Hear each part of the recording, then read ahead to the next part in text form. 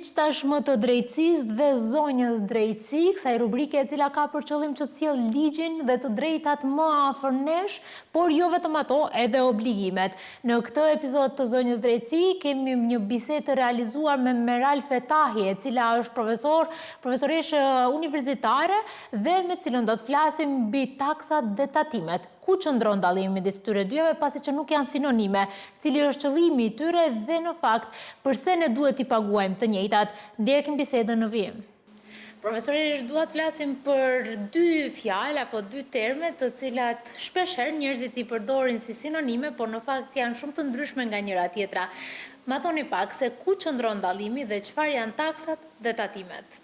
Para se të filloj të japi shpjegimin mbi pyetjen e shtruar, me qenë si bisedohet për di kategori fiskale që janë shumë të ndjeshme, sidomos të shtresa e qytetarëve, do të kisha dashur të japi një shpjegim plotësues, shtesë që të mundemi të më mirë të kuptohemi nga ana e teleshikuesve.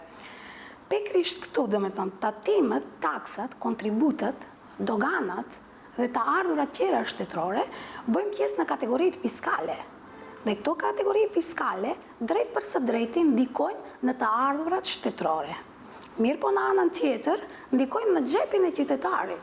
Dhe pikrisht këtu është esenca që në të shumtën e rasteve ne dim, taksapaguesi din që paguan diçka, i merret diçka nga të ardhurat e tij ose i zvoglohet drejt për së drejt xhepi i tij në kontekstin e paras që ekziston, mirë po në anën tjetër vetëm e trajton si pagesë.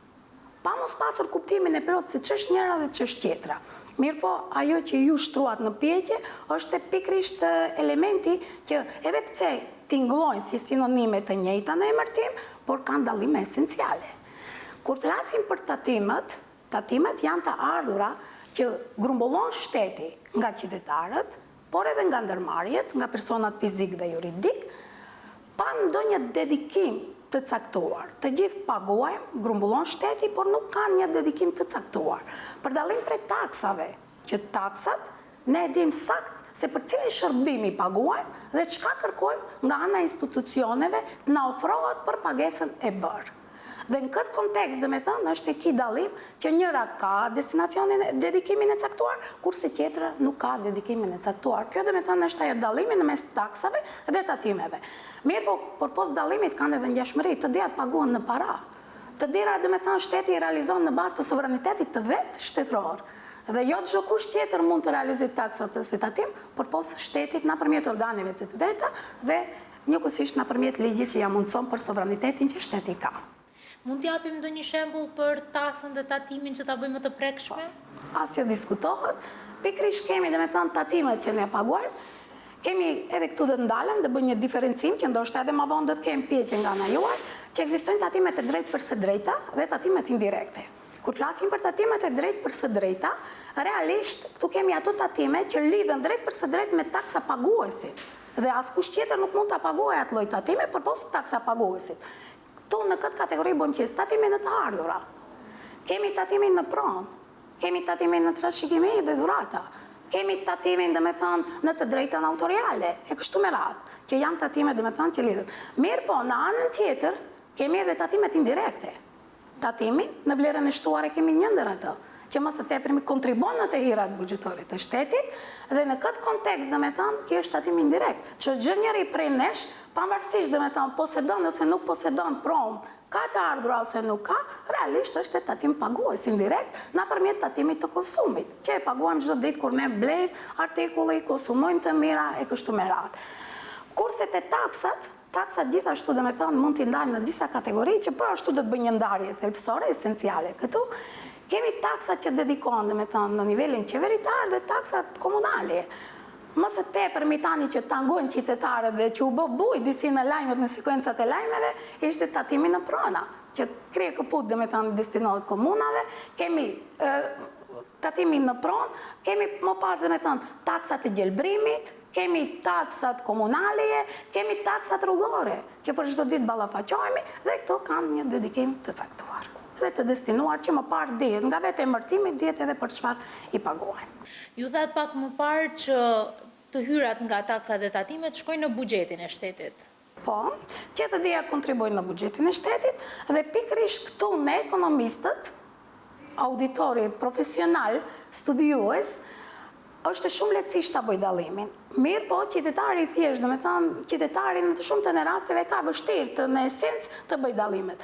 Këto janë kategori fiskale, qoftë do me thënë taksat dhe tatimet, që drejt për së drejt kontribuojnë në sistemin tatimor të një shteti. Dhe nga këtu shteti i grumbullon të ardhurat, dhe me ato të ardhura më pas përcaktohet edhe çka, si do t'i destinoj, ku do t'i harxhoj shteti këto të ardhura. Dhe në këtë kontekst shteti i parashef që të di këto kategori fiskale si burim esencial kryesor, mbi të cilën atij i mundsohet potenciali financiar që më pas të menaxhojë dhe të qeverisë me shoqërinë në tërësi. Prandaj edhe është shumë e rëndësishme se ku menaxhohen, ku rikthehen dhe ku shkojnë këto burime që shteti i grumbullon.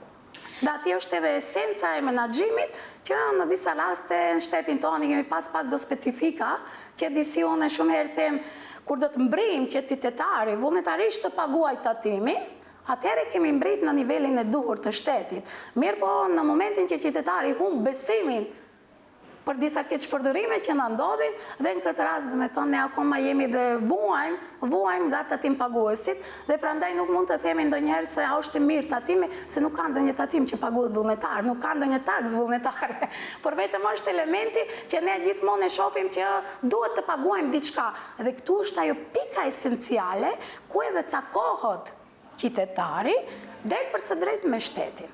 Dhe çdo herë që ai duhet të paguajë doganën, duhet të paguajë taksën, duhet të paguajë tatimin, duhet të paguajë kontributin, duhet të paguajë akcizën, ndërmarrjet, tatimin në fitim të ndërmarrjet, dhe në atë rast ai ballafaqohet dhe takohet drejt për së drejt me organin shtetëror. Qytetarët mund ta pyesin veten tani këtu në figurën e qytetarit se përse kur unë bëj një shitblerje, unë duhet të paguaj tatim shtetit. Pikrisht aty ishte esenca që nuk deshta të ndalem dhe të zgjerohem më tepër, që prita që do të shtroni pjekje të tilla, është e vërtetë. Nga se shumë herë në institucione kemi të drejtë të kërkojmë shërbimin, nga se të gjithë pagat, të gjithë të ardhurat, të gjithë të mirat publike që ofrohen qytetarit, realisht burojmë nga paraja jonë që ne kontribuojmë në buxhetin shtetëror dhe ne kërkojmë hisën tonë. Dhe nuk na fal shteti të mirën, por realisht ne i falim më parë shteti diçka dhe më pas shteti duhet të kontribuojë te qytetari, të rikthejë atëne, që ne të kemi atë ndjesinë dhe unë shumë pikrisht aty do të ndalem që këto janë kategori fiskale shumë të ndjeshme për diskutim, për debatim, por edhe për studim më të thellë. Dhe në këtë kontekst dhe me thonë, ne themi se çka duhet të bëj shteti. Shteti duhet të rikthejë atë që merr nga qytetari. Ju pak më parë përmendët llojet e ndryshme të tatimeve, por ti përmbledhim edhe një herë për gjithë ata që ndoshta pyesin veten se përse po paguaj dhe çfarë po paguaj. Pikrisht këtu do desha të ndalem që në kontekstin e grumbullimit të këtyre të hirave, në rast se qytetarët dëshironin të marrin informacionin më të detajuar, lirisht mund të drejtohen te me faqja e Ministrisë së Financave. Dhe aty dhe me thënë mund të merret informacioni i plot mbi llojet e tatimit, normat tatimore që paguhen dhe njëkohësisht do me thënë të gjithë shpenzimet e burimeve tatimore se ku destinohen. Mirë po përsëri si qytetar, tani si qytetar, jo si profesor universitar, si qytetar, në disa raste mungon transparenca e plot në lidhje me atë se ku shpenzohen mjetet, edhe pse nuk mund të themi që tani nuk kanë të adaptuar, nuk kanë dhe me thënë të përdicuar informacionin, po lart faqet e ministrive tani janë nga dise të mirë informuara mbi qytetarin. Mirë po me gjitha të dhe me thënë kjo është elementi esencial që ne duhet vazhdimisht ato të përdicohen dhe ne të kemi informacionin detajor mbi to. Dhe këtu dhe me thënë është që kategoritë kryesore nisur nga tatimi personal, nga tatimi në vlerën e shtuar, nga tatimi në prona, nga doganat, nga kontributet, nga akcizat dhe të ardhurat tjera të shtetit, realisht mund t'i shohim në mënyrë të detajuar dhe t'i marrim si informacion dhe momentalisht cilët norma tatimore ekzistojnë, si zakonisht do me thënë ekziston norma 10% tatimit në fitim dhe 10% është tatimit në të ardhura, por kemi edhe kategorien tjetër që kemi 5% për produktet të preferenciale, të qenë produktet të domosdoshme që janë për jetesë dhe në të shumtë në rasteve këtu futën ato kategori si që janë produktet shëndetësore, ujë, të mirat e domosdoshme. Me thanë po ka edhe kategori që në disa raste specifike përjashtohen dhe bën lehtësime edhe fare pa tatime. Do bëj një pyetje pozitë të qytetarit, përse kur unë shes diçka duhet shtetit t'i paguaj tatim në shitblerje? Në shitblerje pikërisht Ose në dhurat? Po, atë është pikërisht do me thënë tatimi që paguhet për shkak të transakcionit shitblerës që ndodhet dhe ajo është një normativ që është prej 0.1 deri 0.2, do me thënë në varshmëri se për çfarë vlere bisedohet, ato janë tatime proporcionale, do me thënë në varshmëri të vlerës që shitet, ashtu edhe destinohet, do me thënë është i kategorizuar ai lloj tatimi. Mirë po, edhe atjene do të themi se ato janë tatime të pashterur, se gjithmonë edhe në rast se kemi blej një banes brenda një viti dhe përsëri e shesim, ne përsëri jemi të detyruar të paguajmë. Ato janë burime dhe me thënë që gjenerojnë vazhdimisht të hira për shtetin. Po profesor, sa jemi ne të vetëdijsuar për të paguar taksat e tatime, ju pak më parë përmendet për atë që ne duhet t'i paguajmë këto me dëshirë dhe jo ta bëjmë për shkak se e kemi detyrim. Këtu do të tërheq një paralele krahasuese me Unionin Evropian, që gjatë qëndrimit tim jashtë shtetit, pata një mundësi që momentin që ne një gjop, një penalti duhet të paguar për një shkelje që bën me veturë, dhe me të gjatë autostradës, bën një shkelje, ngraje pak më të shpejt të veturës, dhe sa po u parkuam dikun, profesori që më shoqëron të mua, më thasë që duhet të paguaj gjobën. Edhe unë u habita, nga se nuk vrejta gjë, tash për çfarë shkatje duhet të paguam një gjobën, nga se nuk vrejta gjë që dikush na penaltoj, ose bëm ndonjë shkelje. Tha jo isha i vetëdijshëm, tha momentin që kalova rrugën, tha kam ndjek njëtën shpejtësi që derisa i grahja veturës në atë destinacion ku ndalohet duhet di shkallë më ulët të vozisja, krahasim me autostradën e mëparshme. Dhe vullnetarisht shkoj të paguaj të gjobën. Dhe ati më bëri për shtipja jo, që ne kur do të mbrim që vullnetarisht i paguajmë gjobat, atëre kemi ambrit atë optimalen që duhet bërë. Mirë po, përsëri them, kushtet dhe rrethanat e determinojnë një gjë të tillë. Në rast se do të kemi institucione të besueshme, institucione me transparencë të plot, institucione ku nuk e çpërdoret paraja, ndoshta ati do të krijohet besimi që qytetari do të vetëdijsohet se fundja fare paratë që ne japim shtetit, shteti do të ketë mundësi që të na rikthej nëpërmjet të mirave publike, qoftë me rrugë, spitale, shkolla, sigurime shëndetësore dhe gjithçka tjetër. Dhe shtrohet përsëri një pyetje, cili ai qytetar që nuk don të ketë atë siguri? Mirë po, tani në disa raste përsëri edhe një element tjetër që duhet nxjerrë në pa, që varet shumë edhe nga të ardhurat që kanë qytetarët. Se financat publike si kategori dhe pikërisht taksat, tatimet, janë pika ku tani ne ndeshemi me shtetin. Për shtetin krijojnë të hira, mirë për qytetarin krijojnë të dala.